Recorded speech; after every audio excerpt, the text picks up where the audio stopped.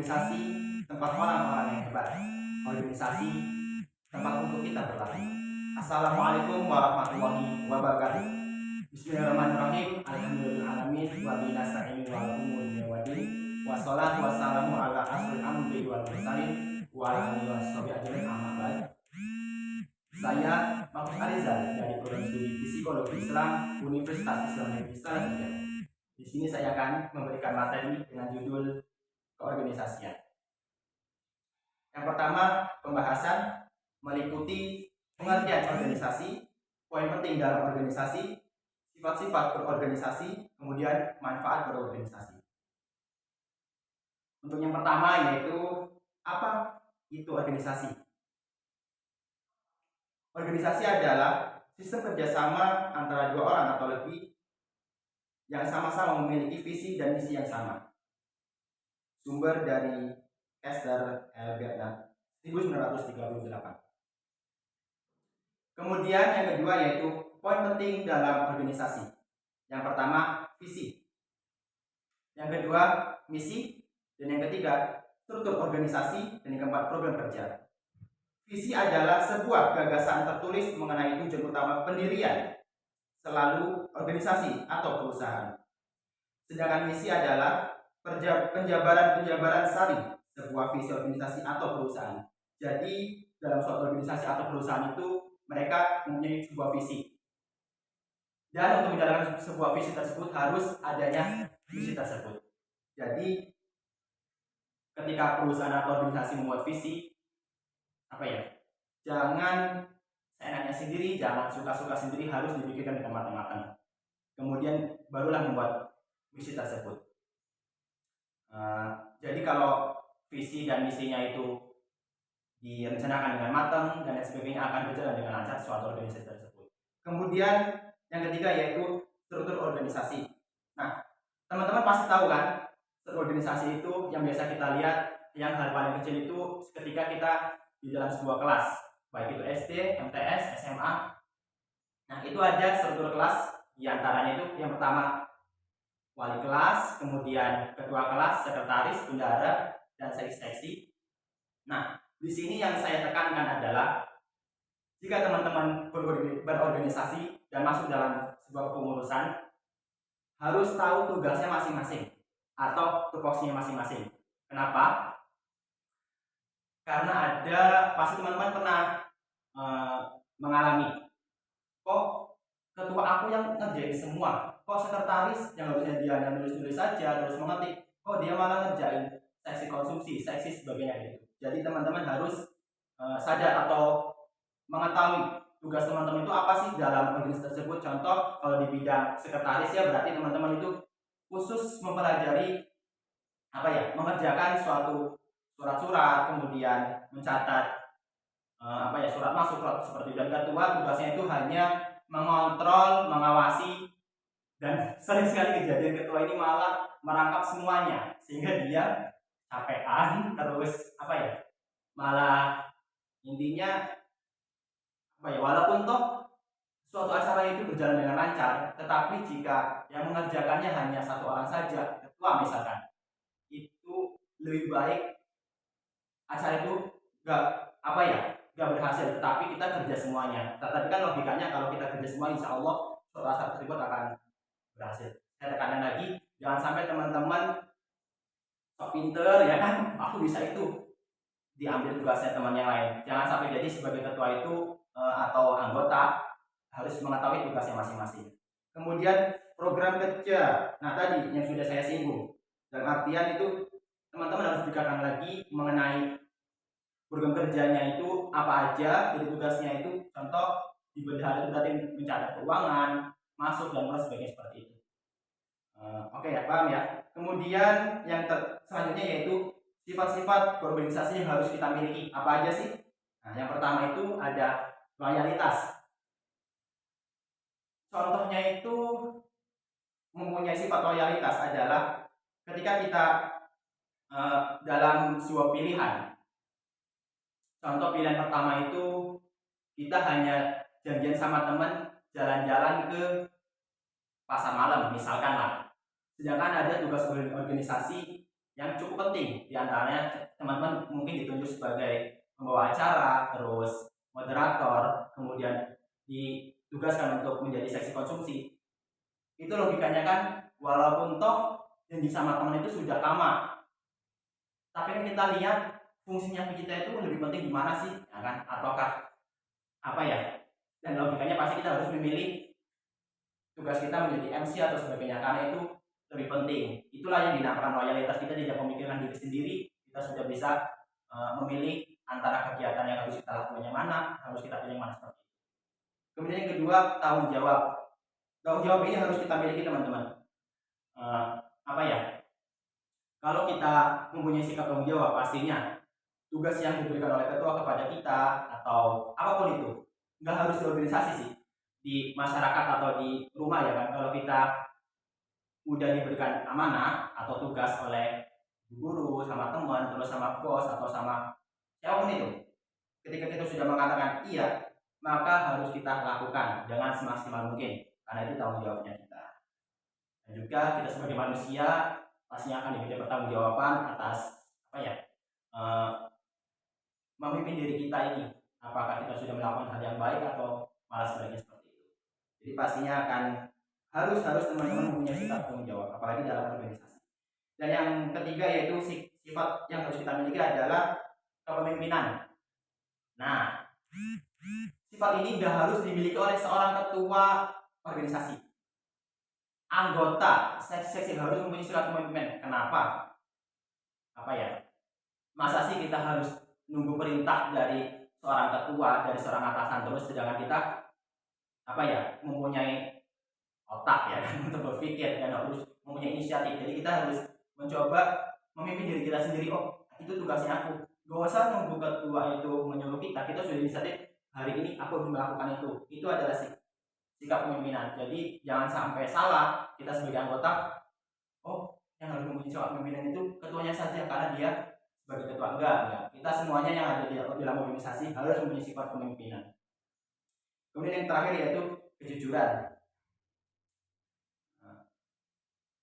Kejujuran itu memang cukup sulit jika kita melakukan sebuah kesalahan atau kita ingin berkata jujur, itu nanti dampaknya itu memalukan kita. Tetapi sebenarnya itu kalau kita jujur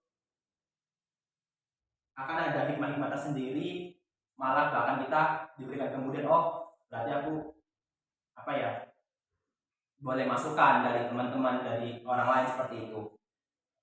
Apalagi kalau kita merasakan suatu masalah dalam organisasi atau mempunyai saran atau unek-unek kepada ketua, jangan sampai dipendam. Kita harus jujur aja, Pak Ketua atau siapa itu atau atasan, ini organisasi kita ini kurangnya ini, dan kita harus memperbaiki. Terus teman saya itu kalau kerja itu sukanya ngandelin orang, suka marah-marah aja, nggak bergerak. Itu jangan teman-teman pendam ya, kita utarakan unek-unek kita, karena itu salah satu pengkhianatan juga. Walaupun tahu kita apa ya, seenggaknya kalau kita berbicara kan nanti ada solusi buat kita sendiri, daripada kita pendem, kita malah grundel, ya kan, apa, jengkel sendiri, marah sendiri, kayak gitu. Oke. Tadi berarti loyalitas yang harus kita miliki, sifat organisasi, loyalitas, tanggung jawab, kemudian kepemimpinan, kemudian kejujuran. Dan yang terakhir, apa sih manfaat berorganisasi? Nah, yang pertama adalah melatih menjadi pemimpin. Pastinya dalam organisasi manapun, yang paling kecil itu organisasi dalam kelas deh. Ketua, sekretaris, bendahara, seksi-seksi. Itu adalah suatu organisasi yang sangat kecil, mungkin kita akan lebih besar lagi untuk OSIS. Nah, ini teman-teman pasti kan pada tahu ya OSIS ya. Kalau tingkatnya mahasiswa itu namanya DEMA atau Dewan Eksekutif Mahasiswa itu. Nah, sangat jelas melatih menjadi pemimpin. Di situ nanti paling tidak kita akan menjalankan suatu tugas dalam bidangnya kita. Contoh, kita nanti ditugaskan oleh seorang ketua itu menjadi seksi humas, yang dimana tugasnya itu biasa menyebarkan undangan, terus apa ya, menginstruksikan bahwasanya nanti besok bawa ini seperti itu. Atau nanti teman-teman ditugaskan menjadi sekretaris. Nah, itu kan apa ya, melatih jiwa kepemimpinan kita yang seharusnya kita Kalau dari organisasi diam-diam aja, mungkin nonton TV, mungkin rebahan, scroll IG, TikTok sebagainya yang gak ada manfaatnya. Nah, di situ nanti belum lagi kita bertemu sama orang lain, beradaptasi sama orang lain dan sebagainya. Yang kedua, belajar mengelola waktu. Jelas banget teman-teman, di organisasi kita diajarkan disiplin. Contoh, besok ada tugas ini seperti itu. Contoh saja dalam sebuah acara itu kita harus belajar mengelola waktu. Acara ini samanya segini. Dan yang ketiga, melatih bertanggung jawab. Pastinya ketika di organisasi itu nggak mungkin kita hanya duduk-duduk aja ya, terus tiduran, enggak. Kita ada tugasnya masing-masing dan itu harus dikerjakan karena tanggung jawabnya. Kemudian melatih komunikasi. Di organisasi itu teman-teman nggak hanya satu orang ya, itu banyak banget. Ketua, sekretaris, sebagainya. Mungkin ada 20 sampai 30 orang kayak gitu dalam organisasi. Pastinya kita dilatih itu komunikasi. Mau tidak mau, masa sih kita dalam organisasi diem ya kan, pasti ada orang yang ngajak berkomunikasi terus menjalankan tugas. Itu salah satu melatih komunikasi. Kemudian mengasah kemampuan sosial. Nah, di organisasi itu kadang kegiatannya itu ada bakti sosial, terus membuat suatu rekreasi atau edukasi itu kepada masyarakat, seperti melakukan bank sampah sebagainya. Intinya membantu lingkungan sekitar. Itu berarti melatih sosialnya kita, yang kita biasanya cuek ya kan, terhadap lingkungan, ada sampah di jalan biarin aja, terus ada orang dorong motor kita lewat aja ya kan. Tapi jika kita berorganisasi, insya Allah secara tidak langsung kita mengikuti kegiatan sosial dalam organisasi tersebut. Kemudian ada memecahkan masalah. Perbandingannya cukup besar teman-teman. Kalau kita bandingkan sama orang yang ikut organisasi sama tidak, itu ketika ada masalah ada dua kemungkinan. Kemungkinan dia orang yang organisasi dulu deh, dia insya Allah akan menyelesaikan masalah. Dia tidak panik atau tidak tertekan karena dia sudah biasa menyelesaikan masalah organisasi tersebut. Pertama perasaan, terus yang kedua usaha untuk suatu. Beda lagi sama orang yang enggak itu kebanyakan dia cepat kalau ada masalah, terus ini gimana dia biasa untuk masalah. Kemudian memperbaiki reaksi dan puasa. Lagi kalau kita itu contoh PMI banyak banget di organisasi eksternal gitu. Jadi pastinya kan teman-teman kita itu gak hanya di kecamatan kita atau di kabupaten kita, malah bahkan luar pulau, terus mungkin luar negeri ya, enggak.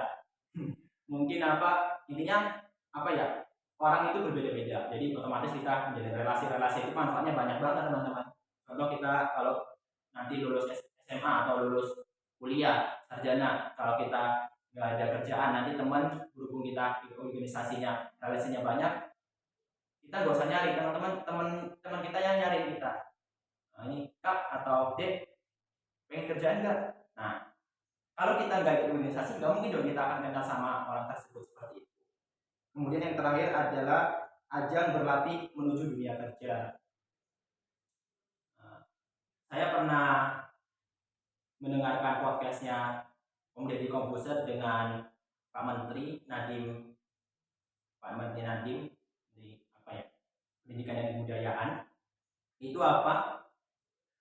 perusahaan itu banyak sekali memilih mahasiswa yang IPK-nya itu malah yang rendah, tetapi jangan kata dia itu malah aktif seperti BEM, terus SMA dan sebagainya. Jadi perusahaan itu malah yang IPK-nya tetap dia organisasinya itu banget karena soft skill, terus udah biasa untuk beradaptasi di lingkungan yang baru, terus gak mudah menyerah sebagainya seperti itu.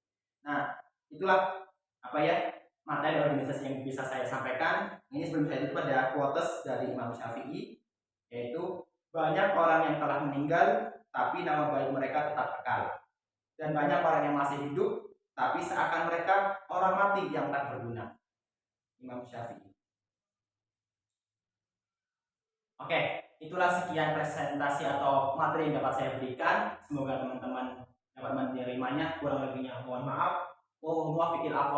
Wassalamualaikum warahmatullahi wabarakatuh.